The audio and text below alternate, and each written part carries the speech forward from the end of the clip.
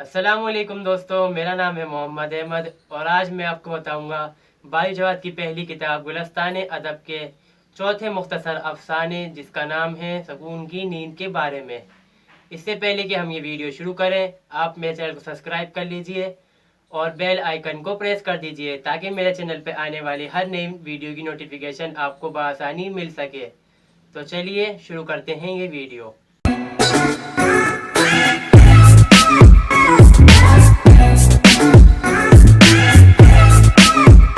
सुकून की नींद इसे लिखा है इकबाल मजीद ने और इसके अंदर उन्होंने एक ऐसे मुल्क की कहानी को बताया है जहां पर लोग हवाओं से काम लिया करते थे और उस मुल्क का नाम भी मुल्क हवा था। और जब उस मुल्क के बादशाह के इंतकाल का वक्त आता है तो वो अपने नौजवान बेटे को ये वसीयत करता है कि बेटा, आप महल के सारे दरवाज़ों को खोल लेना मगर उस दरवाजे को मत खोलना जो कि एक सुरंग के ऊपर है और इस सुरंग के अंदर आग, हवा, पानी और मिट्टी एक साथ कैद हैं। मगर जब उस बादशाह का इंतकाल हो जाता है तो उसका बेटा उस दरवाजे को खोलकर उसके अंदर चला जाता है। तो वहाँ वो दो तरह के लोगों को पाता है। एक वो लोग होते हैं जो कि जी रहे थे और दूसरे तरह के वो लोग होते हैं जो जीते हुए भी मर रहे थे।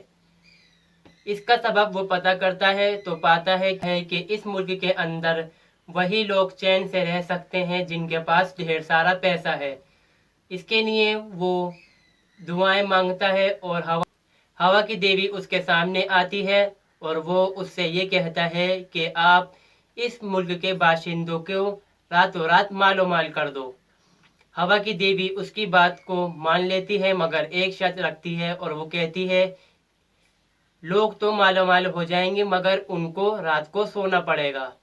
और जब उस मुल्क के लोग सवेरे सोकर उठते हैं तो उनके तकियों के नीचे उन्हें 2 लाख रुपए मिलते हैं, हर शख्स को 2 लाख रुपए। इस मुल्क का हर आदमी मालदार हो जाता है और लोग कारखानों में काम करना बंद कर देते हैं और यहाँ तक की बात ये हो जाती है कि खेती करने को वहाँ पर एक मुफलिसी का काम समझा जाने लगता है। जब वहाँ पर काम होना बंद हो जाता है, कारखाने बंद हो जाते हैं तो वहाँ पर ज़रूरत का सामान दूसरे मुल्कों से आने लगता है और वो मुल्क अपना सामान बहुत महंगा बेचने लगते हैं। यहाँ तक कि एक माचिस 1,000 रुपये की बेची जाती है।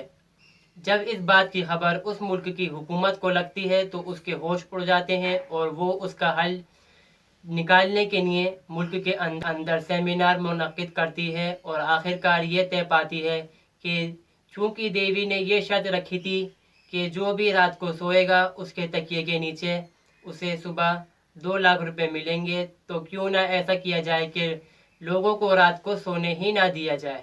हुकूमत ने मुल्क के साइंसदानों को एक ऐसी दवा इजाद करने के लिए कहा कि जिससे लोगों को रात को नींद नहीं आए और आखिरकार साइंसदान एक ऐसा इंजेक्शन इजाद कर लेते हैं जिसको लगाने से लोगों को रात को नींद नहीं आती।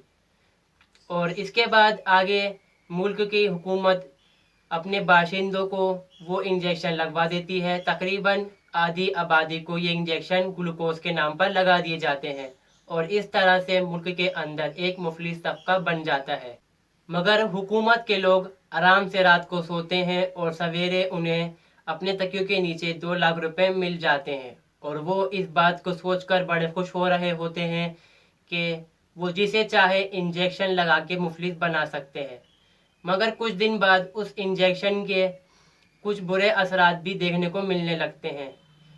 वो इंजेक्शन जिन लोगों को लगाया जाता है उनके खून के अंदर कुछ ऐसे तासुरात पैदा हो जाते हैं कि अगर वो किसी को काट लें तो वो बिना तड़पे ही मर जाए।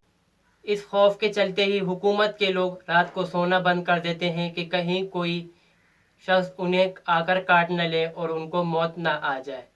बरसों बाद उस मुल्क से उस शहजादे का गुजर होता है तो वो पाता है कि उस मुल्क के लोग बड़े परेशान हैं और वो खुदा से यही दुआ कर रहे होते हैं कि तू हमारा सब कुछ ले ले मगर हमें 2 पल सुकून की नींद दे दे। इस मुख्तसर अफसाने से हमें ये सबक मिलता है कि जो चीज़ हमें यूं ही पड़ी हुई बग़ैर मेहनत के मिल जाती है वो खुदा की नेमत नहीं बल्कि उसका अजाब होता है। उस मुल्क के लोगों को 2 लाख रुपए बस सोने पर ही मिल जाया करते थे, उसके लिए वो कोई मेहनत नहीं करा करते थे। शुरू शुरू में तो वो उसको नेमत समझते हैं, मगर बाद में जाकर वो उनके लिए अजाब बन जाती है। और दूसरा ये है कि दौलत की हवस इंसान को खुदगर्ज और लालची बना देती है, क्योंकि उस हुकूमत के कारिंदों ने वो इंजेक्शन दूसरों के तो लगा दिए मगर अपने नहीं लगाए। और तीसरी बात ये कि दौलत इंसान की रातों की नींद को छीन लेती है। तो दोस्तों, इस वीडियो में बस इतना ही। अगर आपको मेरी वीडियो अच्छी लगी हो तो इसे लाइक करें और अपने दोस्तों के साथ भी शेयर करें। तब तक के लिए अल्लाह हाफिज़।